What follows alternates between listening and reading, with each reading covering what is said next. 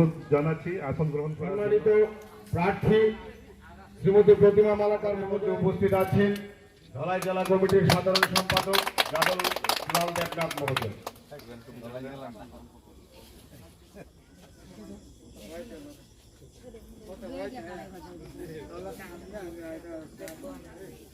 ভারতীয় জনতা পার্টি ধলাই জেলা কমিটির সম্মানিত ভারত মায়ের প্রতিকৃতিতে পুষ্পার্ঘ্য অর্পণ করার জন্য।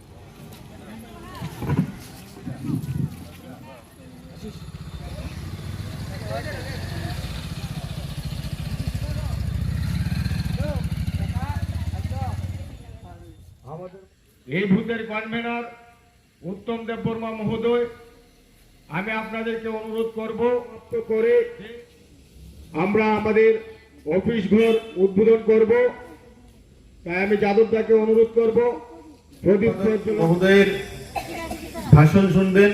আমি জাস্ট 2-4টি লাইনে আপনাদের মূল জিনিসটি বলছি। কেন ভারতীয় জনতা পার্টিকে ভোট দেবেন? তার কারণ 25টি বৎসরের উদাহরণ আপনাদের এই এলাকার সুপরিচিত ব্যক্তি, আমি নাম ধরেই বলবো যে নুপুরদা রয়েছেন। এই নুপুরদা 25 বৎসরের উদাহরণ।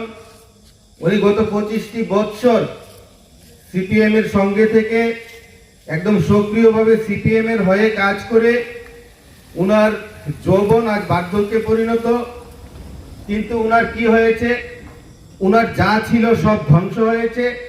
এই পার্টি করে উনি সুনাম থাক দূরের কথা অনেক বদনাম কামিয়েছেন।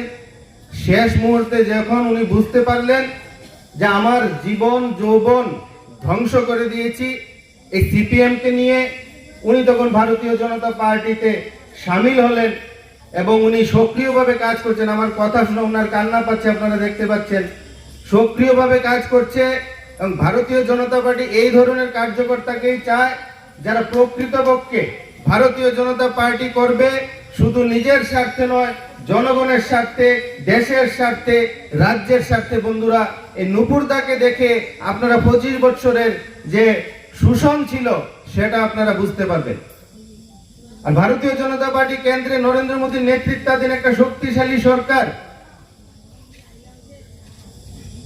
রাজ্যে বিপ্লব দেবের নেতৃত্বাধীন একটা শক্তিশালী এবং জনমুখী সরকার, যেখানে এখানে 2 নম্বর আর 5 নম্বর ওয়ার্ডে আমরা ভারতীয় জনতা পার্টিকে যদি ভোটে জয়ী না করতে পারি তাহলে এই 2 নম্বর এবং 5 নম্বর ওয়ার্ডের উন্নয়ন ব্যাহত হবে। বন্ধুরা, কাজেই উন্নয়নের ধারাকে অব্যাহত রাখতে আমাদের ভারতীয় জনতা পার্টিকে প্রতিষ্ঠিত করতেই হবে।